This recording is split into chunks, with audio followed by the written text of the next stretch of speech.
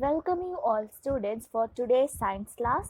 In today's class, we are going to learn Unit 4 Reproduction and Modification in Plants. We all know the parts of plants, right? A plant has a root, stem, leaf, then fruit, then flower. Root, stem and leaf are called as vegetative organ. Seeds, flowers and fruits are called as reproductive organ. In earlier classes, we have seen that new plants can be grown from seeds, right? In today's class, we are going to learn about reproduction and two types of reproduction in plants: sexual reproduction and asexual reproduction. Reproduction. The process by which plants and animals produce young ones and increase their number is known as reproduction. In plants, there are two types of reproduction: sexual reproduction and asexual reproduction. First, we will see what is sexual reproduction. When plants reproduced from seeds, we call that process as sexual reproduction. That is, when a plant is grown from a seed, it is called as sexual reproduction. Next is asexual reproduction. All other ways of reproduction without seed are called as asexual reproduction. So, for example, when you take drumstick tree, it can be grown by both seed and by stem cutting, as well as rose can be grown by stem cutting process. So, it is asexual reproduction. In today's class, we will see sexual reproduction in plants in detail. Seed is produced from a flower by the process of pollination and fertilization. So, this is known as sexual reproduction. Already we saw, right? Sexual reproduction means plants grow from seed. So, from where does seed is produced? Seed is produced from a flower by the process of pollination and fertilization. So, to understand how seeds are formed in a flower, first we need to understand the parts of a flower. So, now we will see the parts of a flower. Parts of flower. So, as you can see here, flower has petals, right? The colorful, attractive thing is called as petal. Here, the pink color is the petal, and we have sepal. As you can see here, the green color part is called as sepal. Next is stem. Next, important thing is stamen. So, stamen is the male reproductive part of the flower, and stamen consists of anther and filament. This lobe-like structure, this bud-like structure is called as anther, and filament is a tube-like structure is called as filament. So, anther and filament together make the stamen, and stamen is the male reproductive part of the flower. Next is the pistil. So, the stigma, style, ovary and ovule together is called as the pistil. The flower has a stigma at the top. You will have stigma. The elongated tube is called as style. This elongated tube is called as style, inside which you will have ovary, and inside ovary you will have ovules. So, this is the part of flower. You have petal, stamen. Stamen consists of anther and filament. Then you have sepal, stem, Pistil. Pistil consists of stigma, style, ovary and ovule. Now let us compare few buds and open flower of hibiscus and datura. This is the hibiscus flower, we all know, right? So, bud will be green color. As you can see here, the hibiscus bud will be green in color, whereas the open flower is brightly colored. The bud has only sepals, whereas the open flower have petals, is brightly colored red color is the petals. Next is a dissected hibiscus flower. So bud have curly petals. As you can see here, the petals are curly, it is not open, right? But in open flower, it have expanded petals. The petals are very much expanded. In bud, small tube with yellow lobe anthers. So you have a small tube with yellow lobe anthers. In open flower, expanded tube with yellow lobe anthers. As you can see here, the style is very much expanded and you have yellow lobe. And when you look at this hibiscus flower, this is the open flower of hibiscus. So you can see here, it has brightly colored petals, the red color petals, and you can see here it has an expanded tube. This is the style and this is stigma, and in the stigma you have anthers, yellow lobe anthers you have. So this is the expanded hibiscus flower. Next we will see the bud and open flower of datura flower. So the bud will be green color and the open flower will be white in color. As you can see here in the picture, it will be white in color. Then the bud will be is called sepals, has sepals. It will be green in color. Whereas the open flower have petals, the petals are white in color. Dissected datura flower, buds will be curled petals. Whereas open flower have expanded petals. In bud, you have small yellow lobed anthers, whereas in expanded petals, you have expanded yellow lobe anthers. So inside the petals you have the stigma which contains the anthers. So in bud you have small yellow lobe anthers, whereas in open flower you have expanded yellow lobe anthers. Next we will see what is calyx and corolla.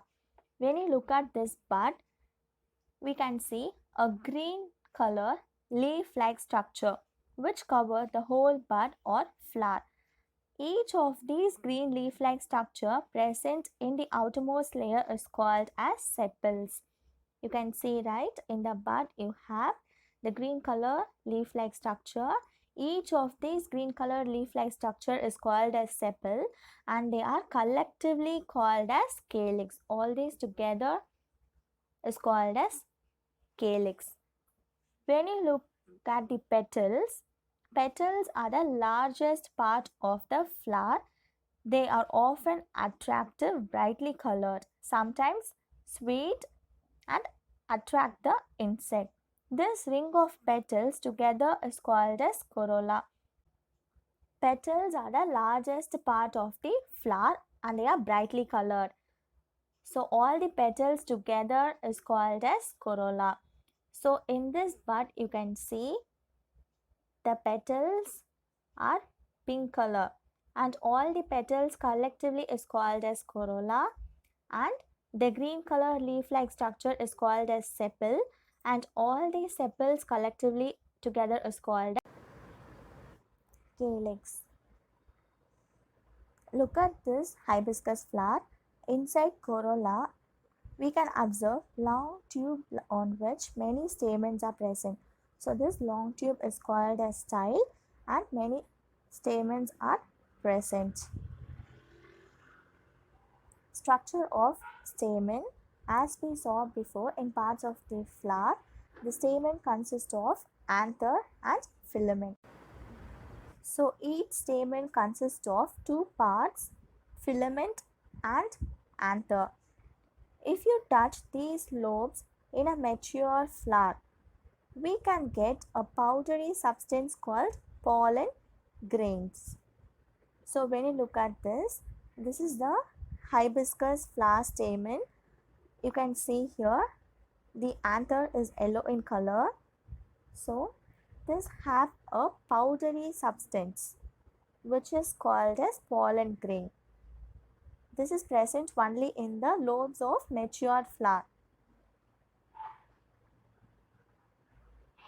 So the stamen, the ring or roll of the flower is called androecium. This is the male part of the flower. The stamen is the male reproductive part of the flower. It is called as androecium. The female reproductive part is called as gynoecium. Inside androecium roll, we can find a female reproductive part of the flower. It is called as gynoecium. You will find this part with a swollen bottom part. As you can see, in the flower we have stigma, style, and at the end you will find a swollen bottom part. This is called as ovary. Seeds are produced in this part. On top of the ovary, there is a slender tube-like structure which is called as style. The topmost sticky tip of the style is the stigma. Pollen grains are received by the stigma. So pollen grains are received by the stigma, and inside ovary, ovules are present. This is the fourth roll of a flower. So the female reproductive part is called as gynoecium. So when you look at this flower, it has both androecium as well as gynoecium. Androecium is nothing but the stamen, right? It is the male reproductive part of the plant. So when you look at the stamen, it consists of filament and anther. So in anther we have the pollen grains. When you look at the gynoecium part, it consists of ovary and then ovules. Types of flowers. So flowers are of two types: complete flower, incomplete flower. First we will see what is a complete flower. If all the four rolls, that is the calyx, corolla, stamens and pistil are present, then it is called as a complete flower. So a flower has four rolls. Okay, calyx. We all know what is calyx, right? Green colored leaf-like structure present in the outermost layer is called sepal. This outermost ring of sepals together is called as calyx. Then corolla. Corolla is nothing but the ring of petals together is called as corolla. Stamen consists of anther and filament, and then pistil consists of style, stigma, ovary and ovules together is called as pistil. So if all the four rolls are present in the flower, it is called as the complete flower. Complete flowers are bisexual flowers as it contains both male reproductive part as well as the female reproductive part. The male reproductive part is called as androecium and the female reproductive part is called as gynoecium. Next we will see what is an incomplete flower.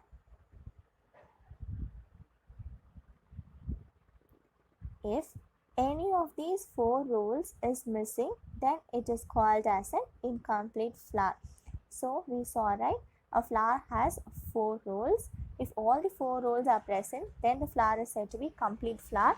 If any of these four rolls is missing, then it is said to be an incomplete flower. So incomplete flower are unisexual flowers, that is, it may be a male flower or a female flower. there are two types of unisexual flowers, male flower and female flower. The one with androecium and without gynoecium is called as male flower. So we all know the male reproductive part is androecium. So if a flower contains only androecium and it do not has a gynoecium, it is called as the male flower. And the one with gynoecium and without androecium is called as the female flower. So the female reproductive part of the flower is the gynoecium. So if a flower contains only gynoecium and it does not have a androecium, then it is called as female flower. So these are called unisexual flowers.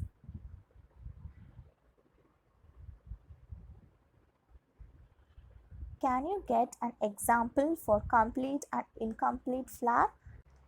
Let us look at this example. China rose and lily are complete flowers because they have all the four roles. They have calyx, both have corolla, both have androecium and both have gynoecium. Since they have all the four roles, it is called as the complete flower. Look here, both of these flowers are of squash blossom. But when you look at the first flower, it does not have a gynoecium. It has only androecium. Gynoecium is the female reproductive part, right? The second flower do not have androecium. It has only gynoecium. When you look at the papaya flower, both are papaya flowers. The first one do not have gynoecium. It has only androecium. Whereas the second flower do not have androecium. It has only gynoecium. So, when you look at both the flowers, it has either androecium or gynoecium. So, it is an incomplete flower. What kind of flower is this? So, in this picture, you have a flower. You have to identify whether it is a complete or incomplete flower. So, we know complete flower means all four roles will be present, and incomplete flower, any one of the role will be missing, right? So let us check whether this flower has all the four roles. It has calyx, corolla, androecium, but gynoecium is not present. So this flower is not a complete flower. It is an incomplete flower since gynoecium is not present. I hope you all understood the two types of reproduction in plants and the part of flower, the male reproductive part and the female reproductive part, and the two types of flower. Now let us do a summary of what we learnt in today's class. We learnt what is reproduction, the process by which plants and animals produce young ones and increase their number is known as reproduction. In plants, there are two types of reproduction. The first one is sexual reproduction. When plants reproduced from seeds, we call that process as sexual reproduction. Asexual reproduction, all other ways of reproduction without seed are called as asexual reproduction. Then we saw the parts of flower. A flower has petal. All the petal together is called as corolla, and it has sepal. The green color leaf-like structure is called as sepal. The outermost ring of sepal together is called as calyx, and a flower has stamen. Stamen consists of anther and filament. Then the flower has pistil. Style, stigma, ovary, ovule together is called as pistil. This is the parts of a flower. The stamen is the male reproductive part of the flower. It is called as androecium. Next is the gynoecium. Gynoecium is the female reproductive part. This part is swollen bottom part. This is the ovary. Seeds are produced in this part. On top of the ovary, there is a slender tube-like structure called style. The topmost sticky tip of the style is stigma. Pollen grains are received by the stigma. This is the fourth role of a flower. So, the gynoecium consists of stigma, style, ovary, and inside ovary ovules are present and seeds are produced in the ovary. When you look at this flower, it has androecium as well as gynoecium. Androecium is the male reproductive part of the flower. It has filament and anther. Next is gynoecium. It is the female reproductive part of the flower. It has stigma, style, ovary and ovules. The flowers are classified into complete flower and incomplete flower. We already learned what is a complete flower. If all the four roles, calyx, corolla, stamens and pistil are present, then it is called as complete flower. Complete flowers are bisexual flowers. Incomplete flower, if any of these four roles is missing, then it is called as an incomplete flower. Incomplete flowers are unisexual flowers. They are of two types, that is a male flower and female flower. We all know the male reproductive part of the flower is androecium. So if androecium is present and gynoecium is not present, it is called as a male flower. The one with gynoecium and without androecium is known as the female flower. These are called as unisexual flowers. So I hope you all understood well. That's all for today's class. Assignment: write the two types of reproduction in plants. What is sexual reproduction? Differentiate bisexual flower from unisexual flower. Thank you.